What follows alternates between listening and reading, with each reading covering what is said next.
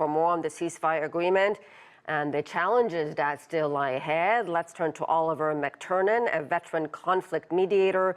He's also the director and co-founder of Forward Thinking, a UK-based organization that works to resolve conflicts around the world. And he joins us from London. Oliver, welcome to the program. Clearly, there's cautious optimism as this ceasefire takes hold. A lot of concerns and questions, as you know. Based on your experience, sir, can this ceasefire, in fact, lay the groundwork for delivering a lasting peace? Well, certainly it's the first stage. It's long overdue, this ceasefire. The damage that has been done, not just to the physical structure in Gaza, but to the people. And I think also the trauma that has been caused in Israel among the people, as well as the people of Gaza. I think that's going to make the way forward extremely difficult. But it is the foundation. But the plan as put forward now, I honestly think is unworkable. It means lessons haven't been learned from elsewhere. And I think the need, once they get the exchange of the hostages complete and the Palestinian prisoners, and some form of agreement on the interim government, which should be Gazan, Palestinian-led in Gaza, then I think they need to get down to very serious engagement as to the way forward. So you're saying this is a good first step, but this is not what you wanted to see. In fact, a lot of Palestinian activists and scholars, Oliver, are saying the same thing. They're saying this is not a peace agreement. This is just putting a pause on hostilities, that it doesn't address the root causes of a decades-old problem, which is occupation. Yes, exactly. I think if President Trump has the moral and political courage to really address the core issue, and that is simply occupation and the denial of the Palestinian people of their right to have a state, to have agency, and to have their own sense of sovereignty and determination of the future. I think without that, we will always have the cycle of violence being repeated.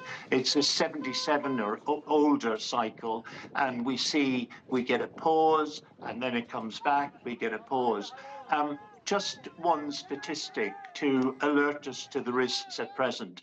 I was told on very good authority that 60% of the Hamas fighters were orphans from the war in 2014.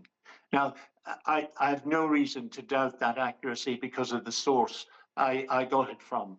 But that is deeply worrying, because when we look at the devastation of Gaza, when we look at the high death rate, if there is a wise approach now taken and a real effort to solve the core issue, then I fear we're looking at something, we're just putting the thing down the road for another day. So you're saying this basically just puts a Band-Aid on what's a much bigger wound here? Exactly, exactly. Deep surgery is needed. It's possible. I'm convinced you can have a durable peace agreement. I've worked with both sides for the last 20 years, full time. And I'm utterly convinced that there are people on both sides who are capable of finding a solution. But it has to begin with the end of occupation. And without President Trump having that moral and political courage to say, yes, this is what we've got to do, and insist on it. What we've forgotten in the last 2 years, at least it seems to me from listening to the various commentaries, that Gaza in international law is still an occupied territory. Now, Israel, as an occupying power, has, under the Geneva Convention, certain real obligations to the people. And those are to protect them, to provide the food, the medicine, all of the functioning of civil life. That's the legal obligation. Well, we've seen that in the last 2 years in the name of self-defense, just totally ignored. Now, I think there will be serious consequences of that, both at a regional and global level, if we don't address it. The plan is put forward again totally ignores international law. Yeah. It totally ignores the mistakes made in Iraq, Afghanistan, and we could go on. And Oliver, very quickly, as you know, Palestinians are returning to what was once their homes and communities. Everything has been shattered, wiped out. There are enormous needs and challenges, and on top of it, a severe humanitarian crisis.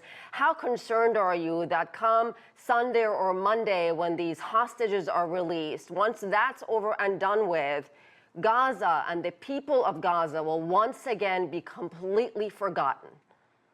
That, I think, is a real risk, and it's up to us all to ensure that it doesn't happen. I'm also very worried about the language of Prime Minister Netanyahu today. He's still talking the language of war, not the language of peace and a future, and that too worries me. All right, we'll leave it there. We certainly appreciate your take, Oliver McTernan. Thank you so much, sir. Thank you.